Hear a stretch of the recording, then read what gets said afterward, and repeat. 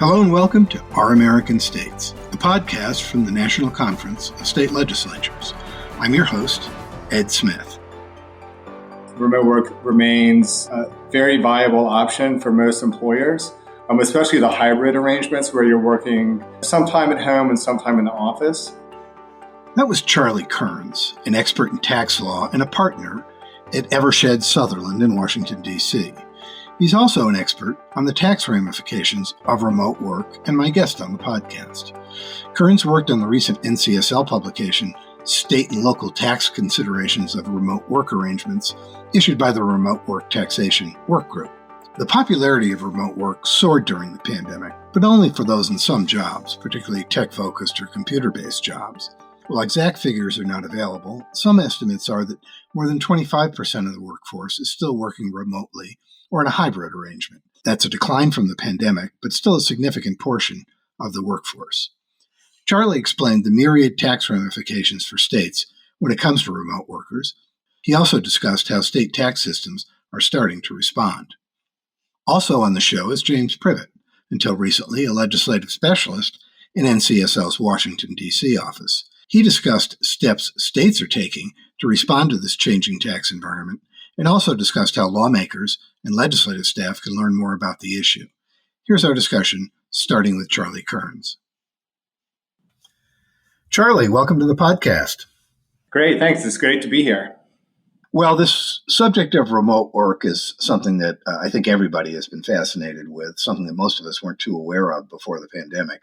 You, however, are very steeped in this, so we're really interested in finding out what the scale of remote work is in the country now.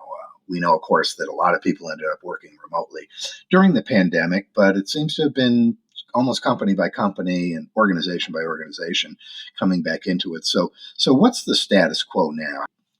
You kind of hit the nail a little bit on the head. I mean, remote work has ebbed a little bit since the pandemic, but it still is very popular.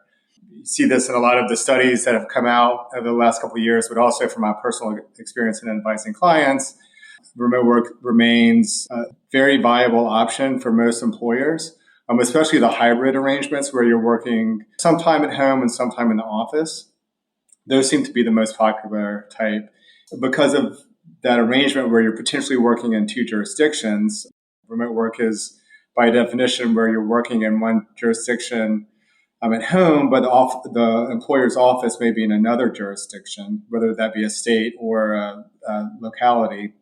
It's those hybrid arrangements where it's half in one jurisdiction, half in another, a little bit more, a little bit less, that creates the more complex state and local tax issues because you're dividing up the time spent in each jurisdiction as opposed to full-time remote or full-time in office, which are not easy by any stretch, but they raise less complicated issues than the multi-jurisdictional work. So at least for some employees and employers, this has really been more of a permanent shift, even if it's a hybrid arrangement, but a hybrid arrangement that didn't exist prior to the pandemic. That's right. That's been my experience so far. So this report from NCSL, which you were involved in and we linked to in our show notes, points out that states have a lot at stake here because of the myriad tax issues involved. And I wonder if you could give listeners kind of an overview of what those tax issues are. You might expect this or might not, kind of depending on your level of experience with state taxes, but remote work touches on most of the common tax types within the U.S. at the subnational level or state or local level. So obviously, remote work can impact employer withholding, unemployment insurance taxes, and other employment-related taxes like paid leave contributions. And related to withholding, because it's tied to the employee's earning of wages, the employee may have new or complex personal income tax obligations that they would have to file on the individual level.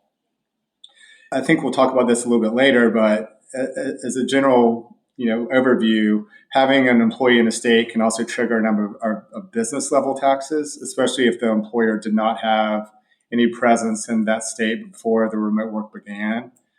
And one final point that is a more complicated issue in a sense from a policy perspective is what to do about credits and incentives.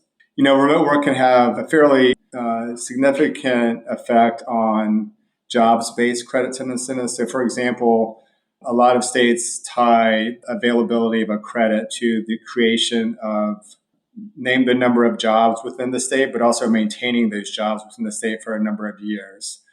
And so, you may have initially qualified for a credit before the pandemic because everybody was on site.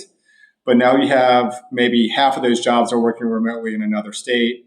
Obviously, it depends on the area of the country you're in and the company's policy. But now you have a number of those employees outside the original jurisdiction. And so the question is, does that employer still qualify for the credit? The answer is it depends. Like many of the other state tax issues we have to deal with, you have to look closely at the given state law and so forth. And of course, this could also apply on an intra-state level within the state if there are certain specified designated zones that provide employers certain credits and incentives. Well, I guess to state the obvious, our tax system was developed when people were working in the same state as their company. They're physically working in the office and so on and so forth. Is that really the core of the disruption that's caused by remote work, this shift? Yeah, that's exactly right. Some areas of the country have more experience dealing with multi-state remote work, as it's been going on for some time. Of course, you see more of it now, but areas of the country like the Northeast in particular, the Mid-Atlantic, where states are compact and close together, have dealt with some of these issues for a while, as opposed to maybe the Midwest or even the Western states, where you have quite a bit of distance in some cases between large metropolitan areas and other areas. But we've seen this core issue, as you call it, really come to the forefront the last couple of years. Well, as somebody who grew up in the East and now lives in the West, I can certainly appreciate how different the geography might affect that. To put it mildly, after reading the white paper, it's complicated. And I wonder if maybe we could start with the employee and personal income tax. And I guess my question, and maybe tell me if it's the right question, how do states avoid double taxing people who work in one state but their employer is based in another state? Yeah, this is sort of a threshold issue in my mind for a lot of the subsequent policy decisions that come about through remote work. Most commonly, the employee's home state provides a credit for taxes paid to the work state or the other state where the employer is located. So this is, the general approach that states have taken over the since income tax has been around, really. And this is a pretty good system, but complications can and have arisen, in particular when local taxes are involved. So there have been lawsuits that deal with when and how local tax paid can be credited against a state tax and vice versa. And so you have some of those nuances that come about, but overall the approach to having a credit for taxes paid against the resident state's tax liability is the usual approach. Another common approach, which I frankly like quite a bit from a tax compliance perspective to avoiding double taxation, is the adoption of reciprocity agreements between the states. These agreements allow employees to pay income tax to their home state rather than the employer state. There have been, some famous disputes, I guess, between certain of the states, whether or not they're going to continue the reciprocity agreements. For example, there's a reciprocity agreement between New Jersey and Pennsylvania that's still in place, but there was some concern some years ago about it continuing. Wisconsin and Minnesota have discontinued their reciprocity agreement probably about a decade ago, if not a little bit more, but there's been some discussion about reinstituting that in light of remote work. And a number of other states have these agreements that allow the simplification of the tax filing and tax payment responsibility and limiting it to the home state of the employee. Another area is employers' general business taxes, and maybe you can take a moment to explain what those are for those of us not that conversant with it. How is that affected by having remote employees? So business taxes in general are those that are imposed on at the business entity level as opposed to the employee or personal level. And they could be kind of indirect taxes like sales and use taxes that are in most cases imposed on the purchaser of an item, but the business is effectively the taxpayer because they're required to collect it. So you have corporate income taxes, sales and use taxes, local gross receipts taxes, and even some local business personal property taxes where you have desks and computers and so forth within a jurisdiction. So it really runs the gamut of the tax types throughout the U.S. And this is really because remote work under common arrangements like the hybrid arrangement that we discussed earlier involves a regular presence of an employee in a state so that the employer is usually deemed to be doing business in the state because that employee is performing services for that business in the jurisdiction. And as you certainly stated correctly, filing and paying taxes in a bunch of states is time consuming and very expensive, especially for smaller employers that maybe prior to remote work were only doing business in one state. Now all of a sudden they may be doing business in 3 or 4, 5, 6, 7 states. As we get used to remote work and it becoming the new normal, as we said over a couple of years now, whether and when and how to allow remote work is one of those decisions businesses will need to make in order to retain the best talent. And that's what we're seeing a lot of companies struggle with now. Well, I have 3 adult children. All 3 of them work remotely. All 3 of them work for companies that are in states other than where they live. So I just, on that basic family sample, it does sound like adjusting tax enforcement for remote work is got to put quite a burden on state employees who do that work. And I wonder if you've seen any evidence that the situation is causing states problems in being able to enforce tax rules, collect what's due, and maybe have enough skilled employees who are able to do that. Yeah, no, that's exactly right. Having an influx of remote workers into a state can create staffing issues and compliance issues. Usually the audit cycles take a little bit of time to develop over 3 or 4 years since the event happened. So we're still kind of waiting for a lot of those, but expect that to kind of mature over the next couple of years. Some of the enforcement issues could arise as well when tax policy has questionable legal grounds. For example, there's a handful of states that adopt a policy where a remote worker is deemed to be earning wages at the employer's location, even when physically working at home. And this policy, which we discussed in the paper, is controversial and is usually adopted at the administrative level and not the legislative level. It's called the convenience of the employer test. It's a little bit of a misnomer, but that's the nomenclature we use in the tax world. And so most of these cases that we're seeing that are in courts now have been brought by the individual employees.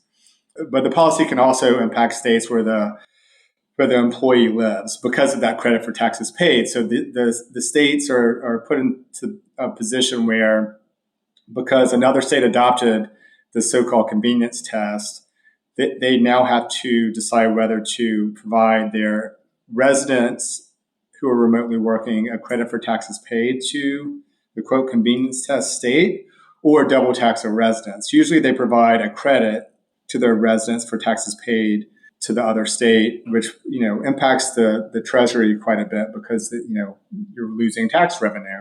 The cases that we're seeing, there's a handful of them. Missouri, in particular, related to St. Louis, a number of Ohio local cases, and a number of New York cases that deal with the New York State policy, which is a permanent policy that has been around for decades. Now, I'll mention the St. Louis and Ohio City cases. Those were kind of temporary policies that came about because of the pandemic and the factual circumstances surrounding what do employers do, what do employees do when this remote work phenomenon happened and nobody knew how long it was going to last. We had to wait and see how these enforcement issues would play out as some of them moved through the courts and some are just kind of at the audit level. But because the cases involve constitutional issues frequently, because you're involving people in multiple states, businesses in multiple states, one of them may end up at the Supreme Court. So it's something to keep an eye on over the next several years. These things do take a lot of time. And we discuss some of the cases and where they are in more detail in the white paper. So it's worth a quick read if you're really interested in that kind of thing. Well, Charlie, another question I want to ask you is about the disruption that remote work can cause in communities where people are moving. I've seen this effect where I live in Colorado because so many of the mountain towns are desirable places to live, but we're facing really severe housing shortages before the pandemic. And now in some places, the people who actually do the work and run the restaurants and the other shops can barely afford to live. And I'm wondering what, if anything, legislatures can do to address that problem. Sure. We've seen a couple creative approaches over the last several years, and even before that, because this is, affordability in housing has a direct impact on tax issues, especially property tax issues, right? So historically, there have been tax policies that involve what have been called property tax circuit breakers that either provide a credit or limit the amount of property taxes that can be owed due to a rapid increase in the value of a home. And so, there have been a number of approaches under the circuit breaker type of policy that have been adopted to, protect longtime residents and particularly seniors from rapidly increases home value. So that's one thing to think about. Another interesting approach that we've seen, particularly in some larger cities, is providing tax incentives to convert vacant or underused office buildings to affordable housing, to apartments and so forth. We've seen some here in the district, and I know other cities have talked about that as well. I think from an overall basis, these are very important policy issues that policymakers, both at the state and local levels, have to really consider. I think one thing I would note from a tax attorney perspective, whatever the potential solution is, policymakers should have legislative counsel review the proposals and ensure that they pass muster under the U.S. Constitution.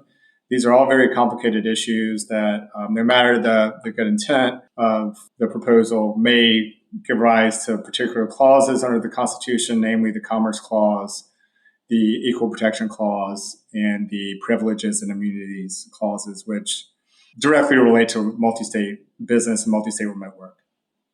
Well, it does sound like this is a watch this space kind of situation, that this is going to be cooking for quite a while. And I wonder, as we wrap up, just generally, what sort of other steps you see states taking trying to deal with this really very challenging situation, which they did not have a huge amount of experience with before. I would really like to see more simplification and uniformity achieved through cooperation among the states and the business community in particular, by entities like NCSL and others that are really taking the lead on developing best practices and so forth to address these complicated issues. We've seen some good examples with the reciprocity agreements that we talked about earlier, where states work together to solve these compliance problems. But also in the unemployment insurance space, there are rules for assigning wages to a given state that are uniform, that have been around since the 1940s, called the localization of service rules, that are much simpler to apply in most cases than, say, non-resident withholding or personal income tax rules that are all over the place, really, from a policy perspective. And then more recently, the adoption by several states of bright line non-resident withholding thresholds that ease compliance burdens for traveling employees, which may include remote workers who want to go, work at their vacation home or a family member's house for several weeks at a time, which provides a little bit of overlap and protection there. And we discussed some of those solutions in the white paper as well. Well, it certainly sounds like a extraordinary complicated situation, and I appreciate you explaining it to those of us who are not tax lawyers. So well done. Thank you very much, Charlie, and take care. All right. Thank you very much. I'll be right back after this with James Privet from NCSL. Rely on state legislatures' news on the NCSL website for the freshest takes on people, places, and policy. Find out what states are doing about the biggest issues of the day, and check out the Across the Aisle and My District features for compelling stories of bipartisanship and special places and events. Make SLN your daily go-to for all the hottest legislative topics and trends. Just click on the News tab on the NCSL website, www.ncsl.org.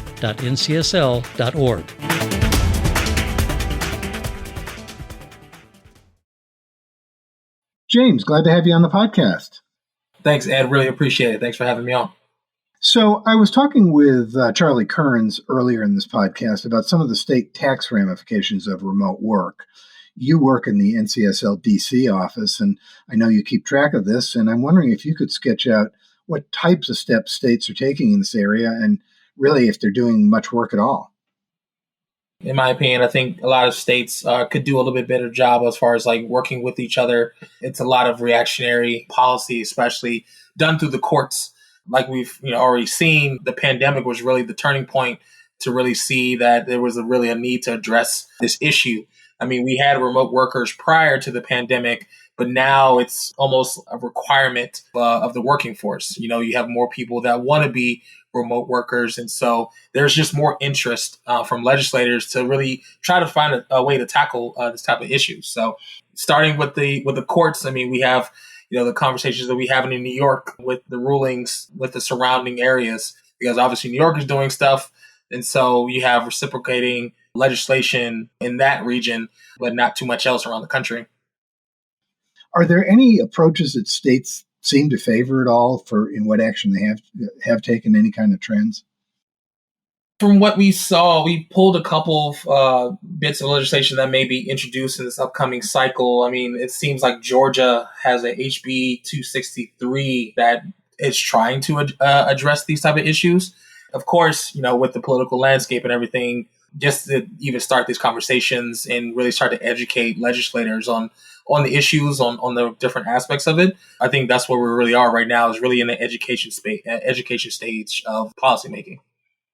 Now, I understand one thing some states have tried to do is just streamline the process for employers to make it a little easier for them to say, yes, my employees are giving complete information on their withholding. And is that a trend? Is that anything that's going on in a lot of states? Well, I believe so, because a lot of states have incentive to do so, because a lot of times they lost revenue during the pandemic, especially after all that COVID-19 money that came from the federal government. They're no longer going to have access to that. And so, states like the Utahs and Wyomings and those in the middle of America are going to encourage remote workers, especially high-paying remote workers, to add to the revenue stream for the states and these state coffers. So, there's a lot of incentive to encourage that. So it does sound like it's sort of a watch this space situation. There's going to be a lot more stuff coming down the line. What can NCSL do to help legislators and staff to better understand some of this material? We'll, of course, link to that new report, but anything else that they can do to help bring themselves up to speed on this? Listen to this podcast here. Charlie Kearns is honestly one of the foremost experts, we believe, in this space, and even the working group that included both legislators and the private sector in this space. And we did a webinar earlier in October 2023 that included some other tax professionals alongside with Charlie Kearns. Charlie Kearns actually moderated that panel, and we'll be able to, and it's available through NCSL to allow be able to talk through these spaces as well. And also just wanted to add to your previous question of, yes, it's great for states that are encouraging remote workers to come in, but there's also a kind of a detriment for those states that are losing remote workers, California, New York. I live in Washington, D.C. We see a lot of the city itself losing a lot of revenue because, the offices are empty now. So now you have commercial real estate dealing with that if you have more remote workers in your state. So I think it's really going to be touching a lot of different components in the fiscal space as well. James, thanks so much. We will, of course, link to the webinar. We'll link to the report. And if we come up with any other materials, we'll put those in there too. James, thanks very much. Take care. Thanks, Ed. I've been talking with tax attorney Charlie Kearns and James Privet from NCSL about how the shift to remote work has affected states and their tax collection process. Thanks for listening. You can check out all the podcasts from the National Conference of State Legislatures by searching for NCSL Podcasts wherever you get your podcasts. This podcast, Our American States, dives into some of the most challenging public policy issues facing legislators. On Across the Aisle, host Kelly Griffin tells stories of bipartisanship. Also, check out our special series, Building Democracy, on the history of legislatures.